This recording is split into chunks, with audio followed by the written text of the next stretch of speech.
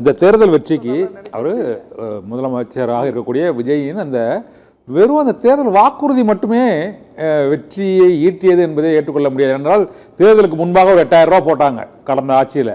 அப்புறம் அவங்க தான் ஃபர்ஸ்ட் இந்த 1000 ரூபா கொடுத்தாங்க. இதெல்லாம் அதனால இப்போ ஒரு 2500 ரூபாங்கிறனால ஓட்டு போட்டதால அது விஜய்ங்கிற ஒரு ஈர்ப்பு. அவர் சொன்னதை நம்பி நீங்கள் சொன்ன மாதிரி சதுரங்க வேட்டையா அல்லது அது உண்மையிலேயே மக்களுக்கான ஒரு நலனா அப்படிங்கிறது இன்னும் போக போக தெரிய வரும். இது இப்போ அவங்களுக்கு போதிய நிதி நிலைமை இல்லை, அதனால அந்த வாக்குறுதியை நாங்கள் நிறைவேற்றல. கடந்த 1000 ரூபா கூட 26 மாதத்துக்கு அப்புறம் தான் கொடுத்தீங்க நீங்கள், அதனால 3 வருஷத்துக்கு அப்புறம் தான் கொடுத்தீங்க. அதே போல் நாங்கள் கொடுப்போங்கிறாரு. கொடுக்க மாட்டாருன்னு நினைக்க சொல்றீங்களா? அதாவதுங்க, நான் என்ன சொல்றேன்னா, நீங்க இலவசம் கொடுத்து தான் நான் நல்லாட்சியை தருவேன் அப்படின்னா நீங்க சம்பாரிச்சு கொடுக்கணும். இந்த மண்ணுல எந்தெந்த வளங்கள்லாம் எந்தெந்த வருவாயெல்லாம் எதெல்லாம் பொருளீட்ட முடியுமோ அதை நான் சம்பாரிச்சு என் உழைப்பின் மூலமாக அதை கொடுத்தேன்னா கூட ஒரு மரியாதை இருக்கு. நான் கடன் வாங்கி தான் தருவேன்னா அது என்ன இலவசம்? அது எவன் வேணாலும் கடன் வாங்கலாமே. ஏன்னா ஒருவன் கடன் வாங்கினால் அவன் தான் அதை அடைக்கணும். இப்ப நான் பேங்க்ல கடன் வாங்கினேன்னா பக்கத்து வீட்டுக்காரன் அடைப்பானா? கவர்மெண்ட் அடைக்குமா? அது ஆளுமைங்கிறதும் வலிமைங்கிறதும் நீங்க ஒரு ஆட்சியினுடைய சிறப்பு மாண்புங்கிறதும் கடன் வாங்கின அரசே கடன் அந்த அரசு முடியறதுக்குள்ள கடன் அடைக்கணும். அது எந்த அரசா இருந்தாலும். நான் பட்டே லட்சக்கணக்கான கோடி கடன் வாங்கி நான் கொடுத்த வாக்குறுதிக்காக நான் போய் சிம்மாசனத்தில் உட்காந்து கோட்டையில் கொடியேற்றுறதுக்காக நான் என்ன வேணாலும் வாக்குறுதி கொடுப்பேன், அதுக்கப்புறம் கடன் வாங்கி கொடுத்துருவேன் அப்படின்னா அது எவனாவது ஒருத்தன் அடைப்பான்? அல்லது ஒவ்வொருத்தன் தலையிலையும் 1 லட்சம் கோடி ஏற்கனவே இருக்குதான் திராவிட ஆட்சிகள் ஆண்ட நிலையில. நீங்க 2 லட்சம் கோடியா மாத்தி வச்சுட்டு போனீங்கன்னா அதுக்கு பேர் சிறந்த ஆட்சியா? அப்ப நீங்க இருக்கிற அந்த இன்னைக்கு இருக்கிற செக்ரட்டரி சொல்றாரு, என்ன சொல்றாரு? இன்னும் 50 வருஷம் ஆனாலும் கடன் வாங்கி தான் ஆட்சி அமைக்க முடியும். சரி, கடன் மட்டுமா வாங்கி ஆட்சி அமைக்கிறீங்க? நீங்க குடிக்க வச்சு ஒரு கிராமத்துல 200-300 பொம்பளைங்க தாலி அறுத்து இருக்காங்க. நீங்க கடன் தான் வாங்குறீங்களே. நாங்க டாஸ்மார்க் நடத்த மாட்டோம், நாங்க மதுவை ஒழிப்போம், போதையை ஒழிப்போம்னு அப்படி நின்று எல்லாரும் ஹிட்லர் மாரி இப்படி கையை காட்டிட்டு இருக்கிற மாணவர்கள் எல்லாம் கூப்பிட்டு வச்சு எல்லாரும் சத்திய பிரமாணமும் உறுதிமொழியா இருக்கிறீங்களே. வெக்கமா இருக்கிறது இல்ல? எதுக்கு அந்த உறுதிமொழி? நீங்க வித்தா நாங்க தான் விற்போம், வித்தா நாங்க தான் விற்போம், வாங்கி குடிச்சிட்டு சாவுங்கன்னு சொல்றது இல்ல. நீங்க கடன் வாங்கினாலும் எங்கள் மக்களை குடிக்க வச்சு இங்க ஆள்ற ஒவ்வொரு முதலமைச்சரும் நீங்க உங்க ஆட்சியை நாங்க முதலமைச்சர் அப்படின்னு சொல்லிவிட்டு எல்லாம் வர வர கையாட்டிட்டு போறது இல்ல. நான் எல்லாத்தையுமே சொல்றேன், இவரையும் சேர்த்து சொல்றேன்.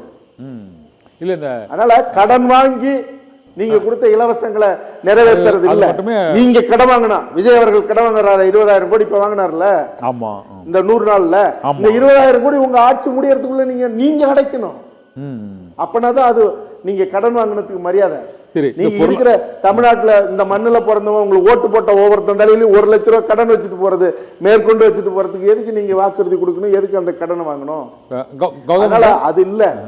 நீங்க ஒரே ஒரு விஷயம் என்னன்னா, நல்ல அறிவுள்ள வியூகமுள்ள புத்தி உள்ள படிச்ச ஆட்களை எம்எல்ஏவா போட்டிருக்கோமா? நம்ம அமைச்சர்கள் ஆக்கியிருக்கணும். பேச தெரியுதா யாருக்காவது? நான் சொல்றது எல்லாம் இதுக்கு முன்னாடி இருந்தவங்களையும் சொல்றேன், இப்பவும் சொல்றேன். ஆனால் இப்ப நீங்க மாற்றம் புரட்சிங்கிறது இது எப்படி இந்த மண்ணாங்கட்டி எல்லாம் எப்படி சொல்ல முடியும்? இல்ல கௌதம் சார், சரி உங்க பக்கத்துல இருக்க அதிகாரிகள் இப்போ ஒரு மாற்றம்ங்கிறது திமுக அதிமுக கிட்டத்தட்ட ஒரு அரை நூற்றாண்டு காலம் அவர்கள் ஒரே மாதிரியான அந்த கொள்கைகள் திட்டங்கள் பிரச்சாரம் செயல்பாடு என்று இருந்த சூழ்நிலையில் இவங்க புதுமையாக இந்த செல்போன் பயன்பாடு மூலமாக சமூக வலைத்தளங்கள் ஒன்று, மற்றபடி இந்த மரபு சார்ந்த இந்த கன்வென்ஷனல் பிரச்சாரம் இல்லாமல் அந்த ஆட்சி முறையிலையும் புதுசாக உள்ளவங்க கற்றுக்கிறதுல என்ன சார் தப்பு இருக்குது? ஆட்சி புரியுது ஐஏஎஸ் அதிகாரிகள் தான் ஆட்சி நிர்வாகத்தை அமைக்க போகிறாங்க. இதில் புதிதாக அதை கற்றுக்கிட்டு அதை நடத்துறது தவறுன்னு நம்ம சொல்ல முடியுமா? நான் சொல்லலை. என்ன புதுசாக செஞ்சுருக்காங்க, என்ன செய்ய போகிறாங்க சொல்லுங்க பார்ப்போம். தொலைநோக்கு பார்வைங்கிறது உங்கள் பட்ஜெட்டில் இருக்கா? சரி, இல்லை நீங்க சொல்லுங்களேன் பார்ப்போம். இது வரைக்கும் என்ன நடந்தது? புதுசாங்கிறதுல என்ன நடந்தது? இது என்ன நடக்க போகுது? நீங்க அதே சாராயம் வைப்பேன் சார். அது பெரிய இந்த கனிம வள பாதுகாப்புங்கிற பேர்ல கனிம வளங்களை மற்ற மாநிலங்களுக்கு ஏற்றுமதி செய்ததை நிறுத்தியிருக்கிறாங்க. மணல் கொள்ளை, கனிம வள கொள்ளை நிறுத்தப்பட்டிருக்கதா இல்லையா? 6 மாதங்களுக்கு முன்பு லாரி லாரியா போயிட்டு இருந்தது கேரளாக்கு, இப்போ அது நிறுத்தப்பட்டிருக்குது. அது ஒரு முயற்சி. ஊழல் லஞ்ச ஒழிப்பு ஒரு தொடக்கம். இது 2 மாற்றம் வந்து பொதுவா ஒரு கவனத்தை பெறுதல். இல்லாட்ட கனிம வளம் வந்து மத்திய அரசுல இருக்கு, அதை நம்ம நிறுத்தவே முடியாது அப்படின்னு சொல்லிட்டு இருந்ததெல்லாம் இப்போ தவறுங்கிறது ஓரளவு நல்ல முயற்சியா பரலையா உங்களுக்கு? சரி, அதாவது நல்ல முயற்சியை நான் வரவேற்கிறேன். நான் கேட்கறது, நாங்க எதிர்பார்க்கிறது இல்ல, இந்த இளைஞர்கள் கூட்டம் கூட்டமா ஓட்டு இல்லாதவங்களும் மாற்று கருத்து உள்ள தன்னுடைய கூட பிறந்த சகோதரர்கள் பெற்றோர்களையே மாத்தி ஓட்டு போட வச்சாங்கல்ல, அவங்களுக்கு எல்லாம் என்ன இருக்கு? என்ன என்ன என்ன மாற்றம்ங்கிறது? நீங்க இந்த பட்ஜெட்ல என்ன இருக்கு? நாங்க என்ன எதிர்பார்ப்போம்? நீங்க பேச கூட வேணாங்க, நீங்க பேசல. உங்க அமைச்சர்கள் இருக்கிறவங்களும் விதண்டாவாதம் தான். அது வந்து சட்டமன்றமா இல்ல, பட்டிமன்றமா தான் இருக்கு. அதுக்காக எதிர்கட்சியில் இருக்கிறவங்க ரொம்ப புனிதமெல்லாம் மக்களுக்காக பேசுறாங்கன்னு நான் சொல்ல மாட்டேன். ஆனால் அங்க பட்டிமன்றம் தான் நடக்குது, சட்டமன்றமே இல்ல. அப்புறம் புகழ் பாடுறது, அது என்னங்க வெக்கம் இல்லாத? அது எல்லா கட்சி ஏற்கனவே இருந்ததை சேர்த்தான் சொல்றேன் இந்த பேட்டியின் மூலமாக. இப்ப இருக்கிற முதலமைச்சரும் அது புகழ் பாடுறது, அதுக்கு ஒரு புன்னகைக்கிறது எதுக்குங்க? நாடு நாசமா போயிட்டு இருக்கு.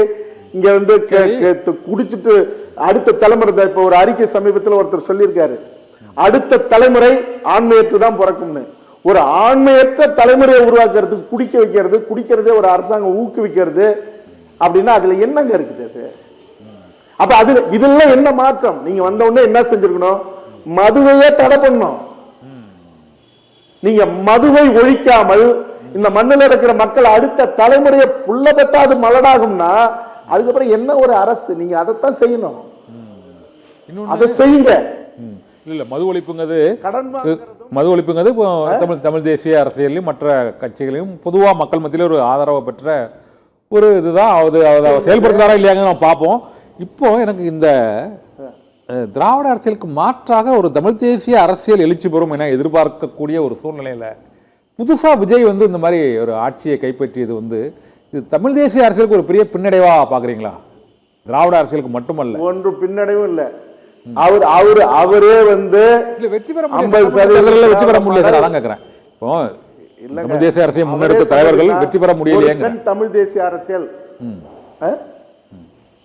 இல்ல, அவரே சொன்னது ஒரு பக்கம், ஒரு கண் எனக்கு தமிழ் தேசியம், ஒரு கண் திராவிட தேசியம் சொல்லித்தானே வந்தாரு. அதை ஏத்துக்கிறாங்க.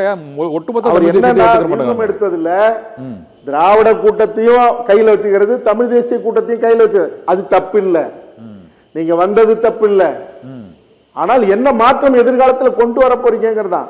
நீங்க இலவசங்கள், நான் கேட்கறதுக்கு ஒண்ணு மட்டும், பார்க்கிறவன் யோசிச்சா போதும். பார்க்கிற என்னுடைய உயிருக்கு நிகரான தமிழ் உறவுகள், இந்த தமிழ் மண்ணில் வாழற நாங்கள் மதிக்கக்கூடிய சக மொழி இன உறவுகள், இவருக்கு ஓட்டு போட்டவங்க அல்லது அவர் முதலமைச்சர் விஜய் அல்லது ஆட்சியாளர்கள் அத்தனை பேருக்கு நான் சொல்றேன், கடன் நான் வாங்கினா, நான் கட்டலைன்னா என்ன என் வீட்டை ஜப்தி பண்ணுவான், என்னை தூக்கிட்டு போய் வைப்பான் உள்ள. நீங்க கடன் வாங்கினா என் தலையில தான் விடியும்னா எதுக்கு நீங்க ஆட்சிக்கு வரீங்க?